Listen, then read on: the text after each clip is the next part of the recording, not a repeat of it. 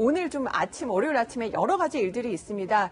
인사청문회를 앞두고 있는 이번에는 조국 후보자의 발언 한번 들어보시죠. 아침부터 수고 많으시고요. 질문사항은 있으실 것 같은데 인사청문회 때 다 답변드리도록 하겠습니다. 2010년에 스스로 청문회 통과 못할 거라고 하셨는데 생각 바뀌신 이유 뭔가요?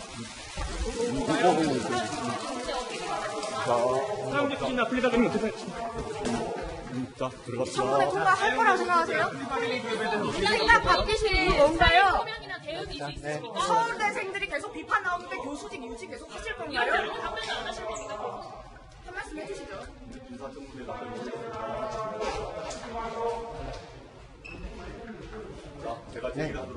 네, 기자들이 굉장히 비판적인 질문을 했어요. 자, 김명희 박사 아침에 제가 신문도 소개해드렸지만 9년 전에 언론 인터뷰에서는 나는 통과 못한다 청문회. 네. 이렇게 이제 위장 전입 사례 자기도 몰랐던 사례를 얘기하면서 그 얘기를 했는데 생각 바뀌었냐 하니까 묵묵부답이네요. 그렇죠. 지금까지 했던 말 중에 상당히 많은 입장들의 변화가 있었던 것 같은데요. 과거에 이제 문재인 대통령이 후보 시절에도 법무부 장관으로 조국 교수 어떻습니까라고 얘기하니까 손사래를 쳤던 기억 아마 다 아실 겁니다. 그러니까 본인 입장에서는 이렇게 정치권에 몸을 담고 아무리 임명직이지만 임명직 공무원으로 활동할 거라는 생각들을 크게 하진 않았던 것 같은데 지금은 박지원 민주평화당 의원이 얘기하고 있는 것처럼 대권 주자로 가는 길이 아니냐라고 하는 지적에서도 많은 사람들이 고개를 끄덕거리지 않을까 싶을 정도로 조국 교수가 하고 있는 입장이라는 것이 문재인 정부와 거의 찰떡궁합을 같이 가지고 가면서 뗄래야 뗄 수 없는 사이가 돼버린 것 같습니다.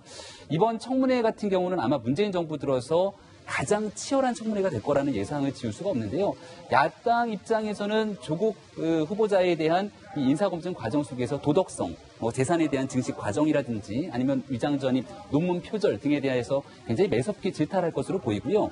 게다가 조국 후보자 입장에서는 과거에 SNS 등을 바탕으로 굉장히 많은 이야기를 쏟아낸 적이 있습니다. 그래서 내로남불 논란에서 쉽게 자유로울 수가 없기 때문에 과거에 했던 발언들과 빗대서 연결할 의지가 있는 것 같고 여권 입장에서는 또 정반대로 검찰개혁을 주도할 수 있는 적임자다라고 얘기를 하고 있기 때문에 정책적인 질문을 바탕으로 공방이 오갈 것으로 보이는데요. 얼마 전 윤석열 검찰총장 후보자 청문회에서도 그랬습니다마는 청문보고서 채택 여부와 상관없이 대통령이 임명한 사례가 워낙이나 많은 터라 청문회와는 관계없이 대통령의 임명 의지는 너무나 강하지 않을까 생각이 듭니다. 하나만 더 여쭤볼게요. 저 김영주 의원님 보니까는 최근에 이제 서울대에서 부끄러운 동문들 이렇게 투표를 하는데 이제 지난주 말 정도에 이제 1위 부끄러운 동문 1위를 달리고 있다. 거기에 대해서 이제 기자가 물어본 거죠. 이제 서울대 이제 학생들도 비판적으로 보고 있는데 어떻게 생각하냐 묵묵부답이었어요.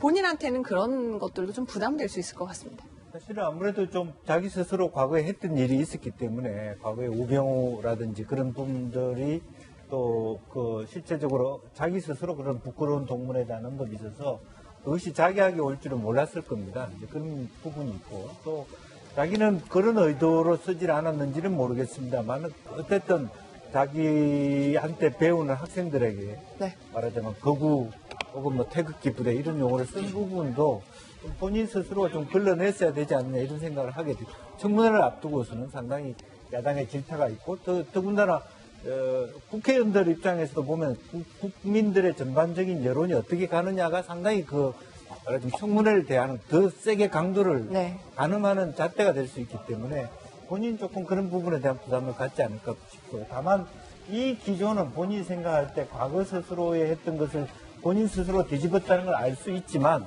어쨌든 이것은 자기 개인의 의중과 상관없이 집단적 결정이다 이런 생각을 하고 있지 않은가. 그래서 어떤 자기 집단의 어떤 돌파를 위해서 자기가 헌신한다 이런 마인드를 갖고 있지 않을까 그렇게 생각이 듭니다.